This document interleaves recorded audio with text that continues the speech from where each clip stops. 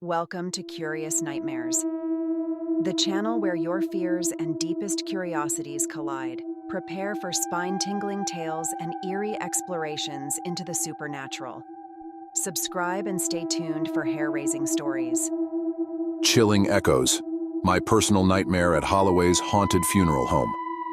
I never thought I'd end up working at a funeral home, but when you're fresh out of college with a degree in literature and a pile of student loans, you don't exactly get to be picky.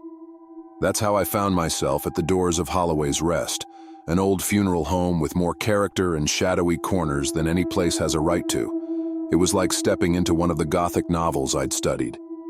My first day was pretty standard, if you can call anything about working at a funeral home standard.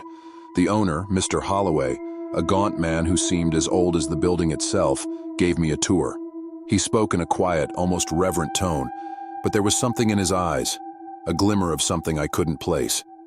It was the following weeks when things started to get weird. It began with small things. I'd hear whispers when no one was around, especially near the embalming room. I chalked it up to my imagination, or maybe the old pipes. But then, things escalated. I was preparing for a viewing one evening, alone. The air grew cold, and the whispers returned, louder this time, almost like a hushed conversation. I turned around, half expecting to see someone, but the room was empty. I remember thinking I was losing my mind, but it wasn't just me. One night, Mr. Holloway confided in me. He said he'd seen figures in the funeral home, figures that looked like people they had recently prepared for burial. I listened, not sure what to make of it. Were we both going mad? Then came the incidents in town. People reported seeing loved ones who had passed away, standing at the edge of their properties, or walking the streets at night. There were accidents too, strange and unexplained, always near Holloway's Rest. The police started investigating after a particularly bizarre accident. A local claimed they saw their deceased relative moments before crashing their car into a tree. It was all too close to home, literally. I was there the night they came to Holloway's Rest. I remember the flashing lights, the stern faces of the officers as they asked Mr. Holloway and me questions. They searched the place, but what were they hoping to find? Ghosts? Things reached a peak one night when I was working late.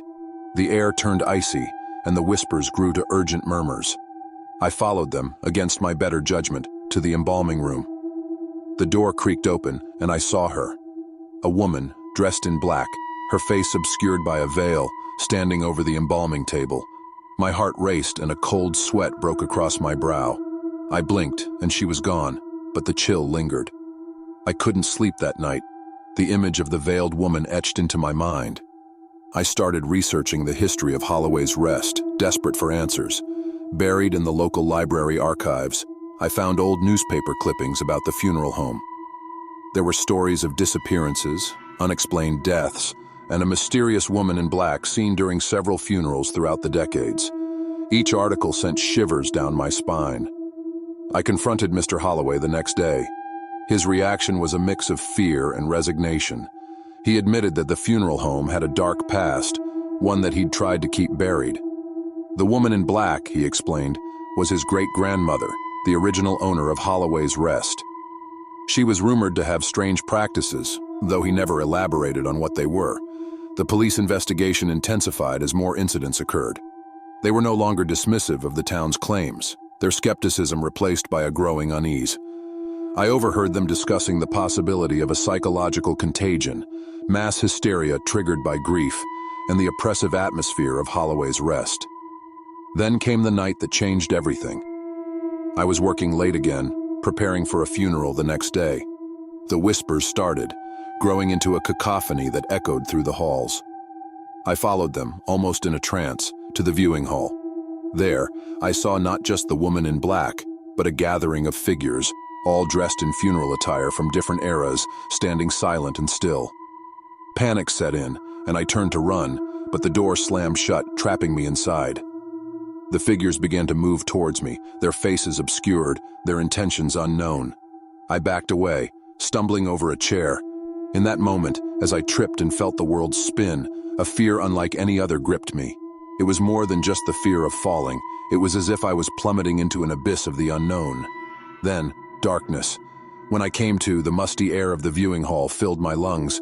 The faint light of dawn crept through the curtains, casting long, eerie shadows across the room. I was alone, or so it seemed. My head throbbed with a dull ache, a painful reminder of the night's events. I struggled to my feet, each movement sending waves of nausea through me. The funeral home was silent, the kind of silence that presses in on you, thick and suffocating. I tried to recall the events of the previous night, the whispers, the cold, the figures shrouded in funeral garb, but it was like grasping at smoke, elusive and intangible. I needed answers. The library's historical records had given me some insight into Holloway's rest, but I felt there was more to uncover. The town's older residents, I thought, might hold the key. People who had lived their whole lives in the shadow of the funeral home, who had witnessed its comings and goings across the decades. My first stop was Mrs. Eldridge, a widow who lived 2 streets over. Her family had been in the town for generations. She welcomed me into her quaint living room, the walls adorned with black and white photographs of people long gone. Over a cup of tea, she shared stories of Holloway's rest that sent chills down my spine. "Everyone in town knows the place ain't right," she said, her voice a raspy whisper. "My granddaddy used to say that the Holloways were meddling in things they shouldn't. Dark things, Ethan. And it weren't just talk. People went missing.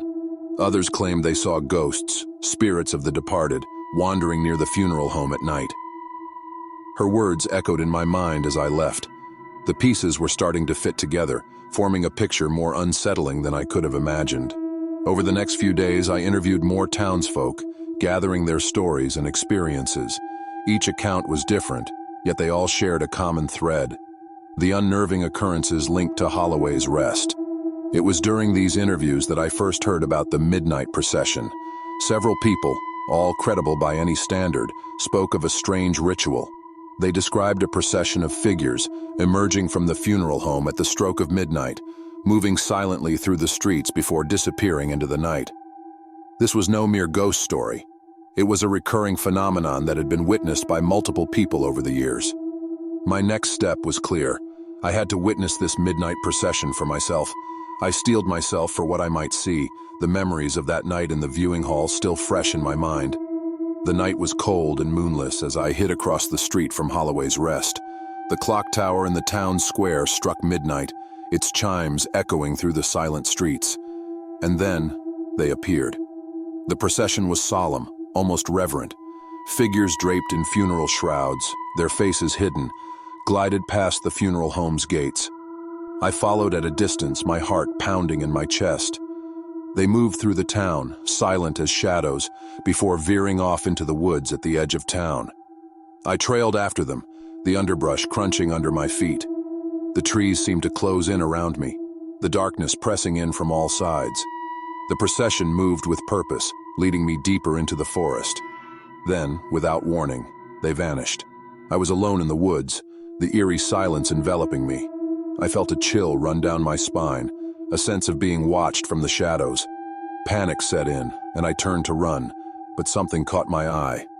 A faint light glowed in the distance. I approached cautiously, my curiosity overcoming my fear. It was a clearing, and in the center stood an old, decrepit mausoleum. The door was ajar, the light emanating from within. As I stepped inside, the air grew colder. The light came from a single candle burning on a small altar, and there, on the altar, lay an old book, its pages yellowed with age. I reached out, my fingers trembling as I opened it. The book was a journal, dating back over a century. It belonged to the original owner of Holloway's Rest, the woman in black from my visions. Her words were frantic, filled with fear and regret. She spoke of a pact, a terrible agreement made with forces beyond her understanding. A pact that had cursed the funeral home and its occupants for generations. I heard a noise behind me and spun around. Standing in the doorway was Mr. Holloway, his eyes wild with fear. "Ethan, you shouldn't have come here," he whispered. "It's too late now. They know you're aware." "Who knows? What is this about?" I demanded. Before he could answer, a shadow fell over us. I turned to see the figures from the procession, surrounding us in the mausoleum. Their presence was suffocating, a darkness that seemed to drain the very air from my lungs. Mr. Holloway stepped forward, his voice barely a whisper. "It's the price of the pact. They come for what is owed." I wanted to run, to escape the nightmare unfolding around me, but I was frozen in place, my body refusing to obey. The figures closed in, their hands reaching out towards us, and then everything went black. I awoke in my bed, the morning sun streaming through the window. It took me a moment to realize where I was, the memories of the night flooding back. I jumped out of bed, my mind racing. Had it been a dream? A hallucination? I rushed to Holloway's Rest, but what I found stopped me in my tracks. The funeral home was gone, reduced to ashes. Fire trucks and police cars surrounded the remains, the air thick with smoke and whispers. A police officer approached me, his expression grim. "There was a fire late last night, burned the whole place down. We're still investigating, but it looks like arson."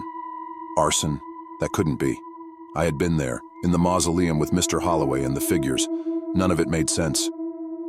I turned to leave, my mind a whirlwind of confusion and fear. That's when I noticed something in my pocket. It was the journal from the mausoleum. How had it gotten there? I flipped to the last entry in the journal, the words written in a hurried scrawl. "The shadows of Holloway's Rest extend far beyond its walls. They will follow." A cold shiver ran down my spine. I looked up, half expecting to see the procession or the woman in black. But there was only the crowd of onlookers, the police, and the smoldering ruins of the funeral home. No mysterious figures, no haunting gazes, just the normal, everyday scene of a town dealing with a tragedy. But as I turned to walk away, a fleeting movement caught my eye. In the reflection of a car window, I saw them, the figures from the procession, standing amidst the crowd, unnoticed by anyone but me. And there, the woman in black, her veil fluttering slightly as if in a breeze that touched no one else. I blinked, and they were gone, the reflection showing only the ordinary scene once more. But the message was clear. The haunting of Holloway's Rest had not ended with the fire. It had merely changed, become something else, something that could reach beyond the confines of that old, cursed building. They were real, and they were still here. And now it seemed, I was inexplicably entangled in the mystery that surrounded Holloway's Rest, a part of its shadow that I couldn't shake off. The curse, if that's what it was, hadn't been lifted. It had merely shifted its focus. As I walked away from the ruins, the weight of 1,000 unseen eyes seemed to press down on me. Holloway's Rest was gone, but its legacy was far from over, and I had unwittingly become a part of its dark, enduring story. As I walked away from the smoldering ruins of Holloway's Rest, a sense of unease clung to me, like the remnants of a nightmare you can't shake off. The town, once familiar and comforting, now seemed alien, its streets lined with secrets and silent accusations. The townspeople's eyes followed me, their whispers like a chilling breeze on the back of my neck. They knew I was connected to Holloway's Rest, and in their eyes, I was a harbinger of its dark history. I tried to resume my normal life, but the shadows of Holloway's Rest followed me everywhere. Nightmares haunted my sleep, filled with faceless figures and whispered threats. During the day, I saw fleeting glimpses of the woman in black. She was always just out of reach, a specter in the corner of my vision, disappearing when I tried to look directly at her. A week after the fire, I received an unmarked envelope. Inside was a photograph of Holloway's Rest, taken decades ago. On the back, scrawled in shaky handwriting, were the words, "Find the truth, free us." My heart raced. It was a clue, a piece of the puzzle that I couldn't ignore. Determined to uncover the truth, I visited the local historian, Mr. Garrett. His house was a cluttered maze of books and artifacts, the air thick with the smell of old paper. When I showed him the photograph, his eyes widened. "That's Holloway's Rest, all right. But there's more to that place than just ghost stories," he said, his voice barely above a whisper. He pulled out an old map of the town, pointing to a section of the woods behind the funeral home. "There's an old burial ground back there, unmarked graves. Some say it's where the Holloways buried their secrets." I knew what I had to do. Armed with a flashlight and a shovel, I ventured into the woods that night. The forest was alive with sounds, each snap of a twig sending my heart into my throat. I found the burial ground, a clearing with uneven ground, the telltale signs of forgotten graves. I began to dig, the earth heavy and resistant. Hours passed, my muscles aching, my mind racing with every shovel of dirt. And then, my shovel hit something solid. My hands trembled as I cleared away the dirt, revealing an old, rusted metal box. Inside the box were documents, yellowed with age but still legible. They were records of the Holloways, detailing a series of unexplained deaths, disappearances, and a pact made with a shadowy figure. The documents hinted at a dark ritual, a sacrifice to keep something at bay, something that the Holloways had unleashed. The realization hit me like a physical blow. The spirits haunting Holloway's Rest weren't just restless souls, they were bound, trapped by the Holloway's pact, and now, with the funeral home gone, they were free, but not at peace. I heard a rustling behind me and spun around. Standing at the edge of the clearing was the woman in black, her veil fluttering in the wind. She didn't speak, but her eyes bore into mine, a silent plea for help. I knew what I had to do. I had to break the pact, to release the spirits bound to Holloway's Rest. But how? The answer, I realized, was in the documents. They contained the details of the ritual, and I hoped a way to reverse it. With this knowledge, I returned to the ruins of Holloway's Rest. The night was moonless, the darkness almost tangible. I set up candles in a circle, recreating the ritual as described in the documents. I recited the words, my voice shaky but determined. The air grew colder, the whispers louder. Shadows danced at the edge of my vision, and the woman in black appeared before me, her presence stronger than ever. I continued the ritual, feeling the weight of countless eyes upon me. Then, a scream tore through the night, a sound of anguish and release. The ground shook, and a blinding light erupted from the circle of candles. I shielded my eyes, feeling a rush of wind as the spirits were freed, their whispers fading into the night. When the light subsided, I looked around. The woman in black was gone, and the oppressive atmosphere had lifted. For the first time since I'd started working at Holloway's Rest, I felt a sense of peace.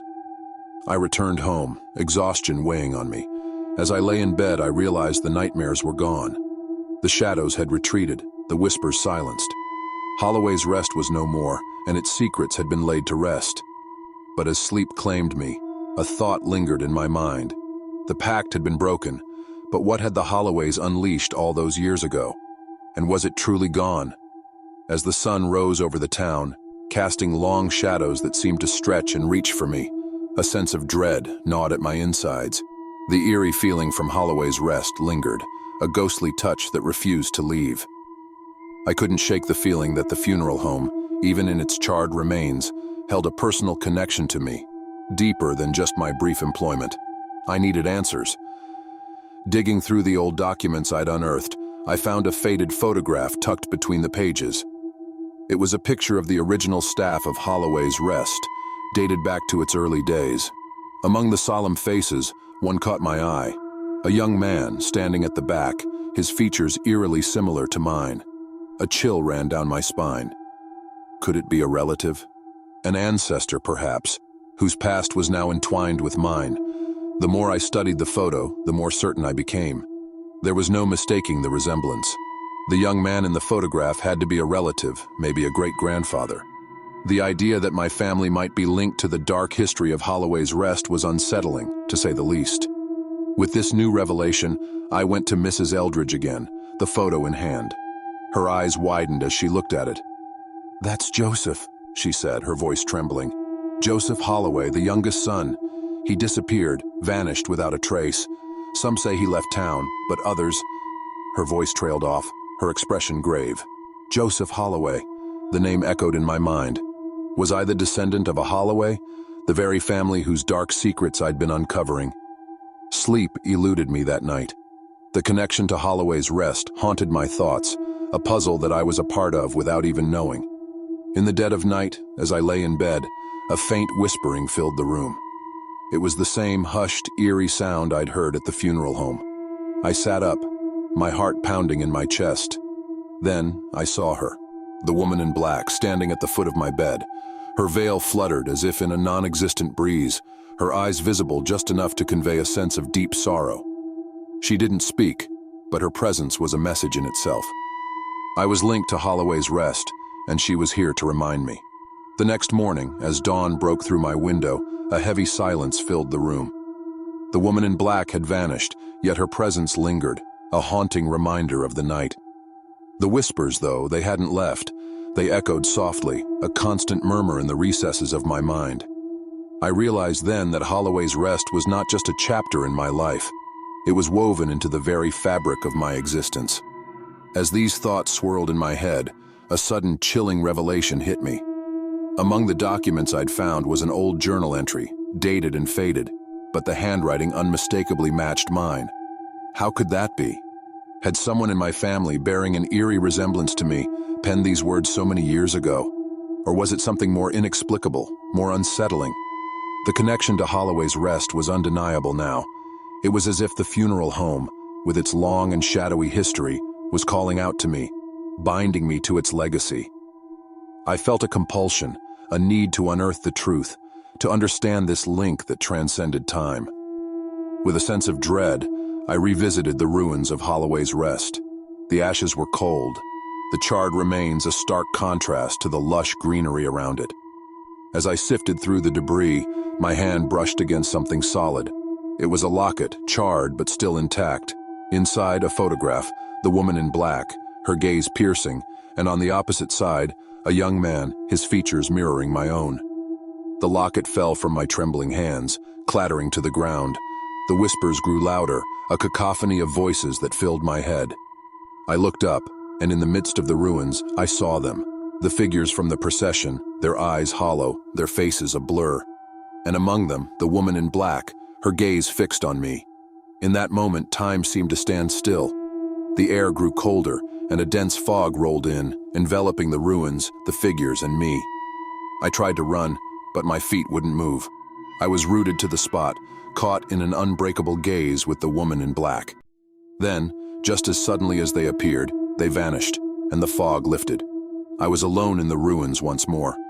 But the locket remained, a tangible link to the past, to a mystery that was now mine to solve. I knew then that my journey was just beginning. Holloway's Rest, with its ghostly whispers and lingering shadows, was more than a haunted place. It was a part of me, a legacy that I was bound to unravel. The path ahead was shrouded in darkness, but I was determined to bring the truth to light, no matter what secrets lay buried in the shadows.